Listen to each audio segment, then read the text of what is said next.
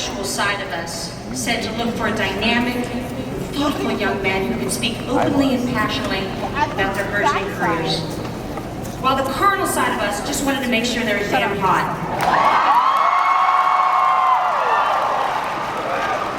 Fortunately for you guys, we got both.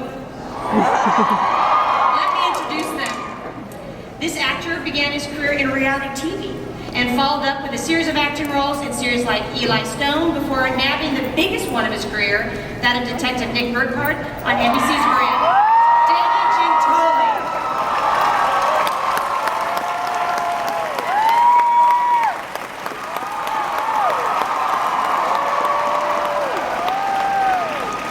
This California boy began acting just after kindergarten and hasn't stopped since. His breakout role came last year when he was cast as Scott McCall on MTV's teen Posey.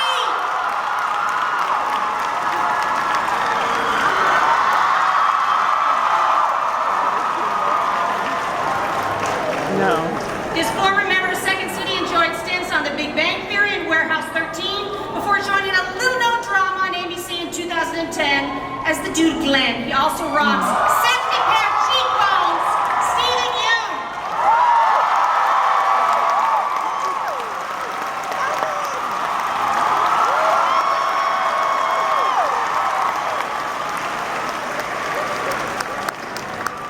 It was so immensely painful when you put those 100 arrows through Jon Snow's heart. Thank God you left. Game of Thrones star Harington.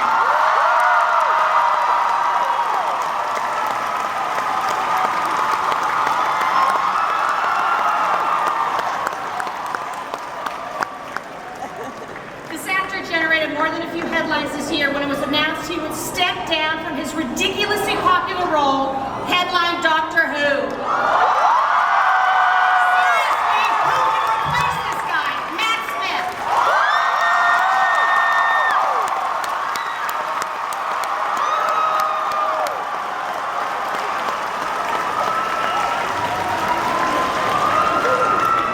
He's actually there. All right, so it's clear, guys, that you have some fans out there, but I want you to fess up for us. Who do you know among the panel? Are some of these guys strangers? Have you actually seen each other's work? Well, me and Matt know each other because we're both from London. Yeah. And I know Tyler from last year. Hey, man. And I love The Walking Dead. And Grimm. We didn't meet last year though, did we? What? I can't remember when we met. What? We definitely met. Yeah.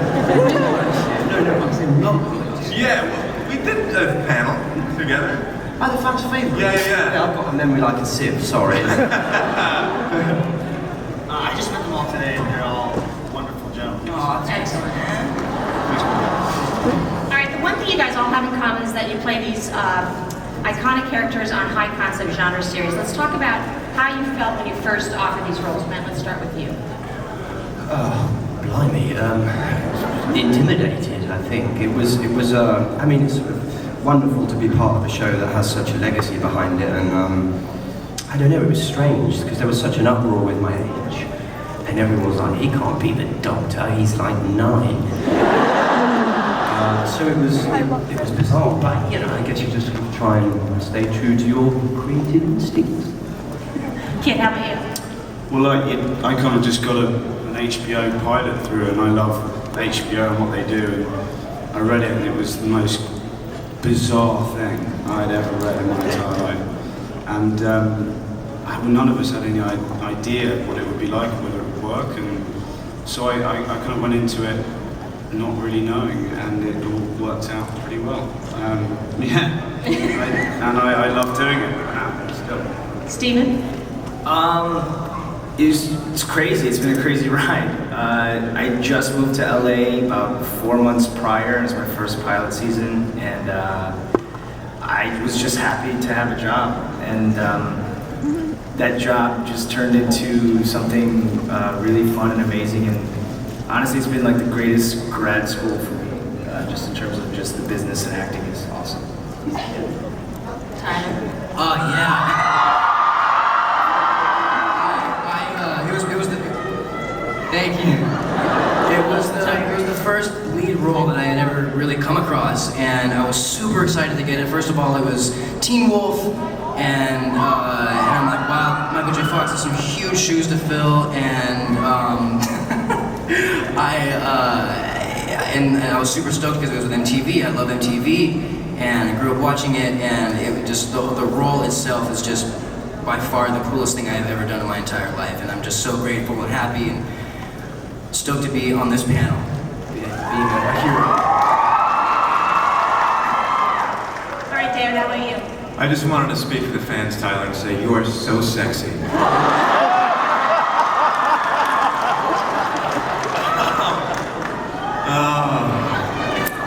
Yeah, when I first, you get a bunch of pilots and you read them, and Grimm was a very bizarre pilot, as a lot of sci-fi is, but it came from some great guys like David Greenwald, who, was one of the boys in charge of Buffy and Angel.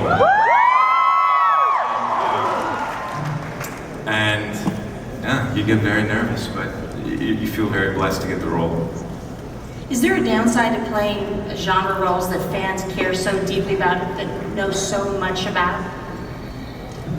The fan fiction's pretty nuts sometimes. Oh God. It's not a downside, but it gets pretty gnarly. Thank you guys, by the way.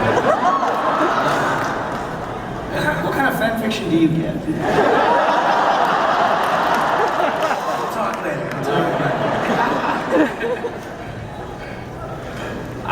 Glenn always gets, just like, I asked you because Glenn gets like random like Daryl and Glenn fan fiction.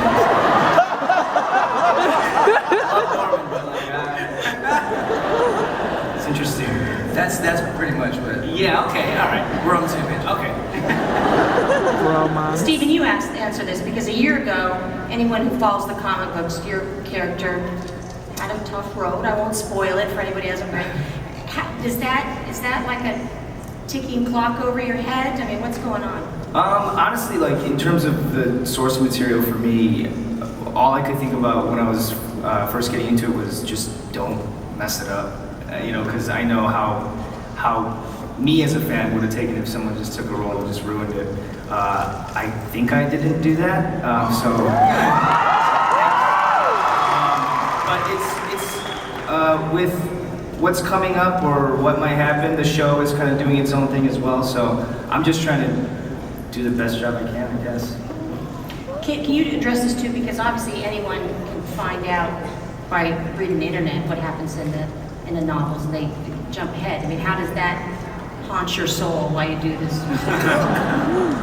Yeah, it's I read the books really quickly because I wanted to know exactly what happened and how long I lived for and etc. You just don't know with George. No one knows with George. But it's I don't know. It's great. It can be nerve-wracking getting to play a character that's so beloved in these such amazing novels, and people hold so close to their chest and love so dearly. But I find as an actor you have to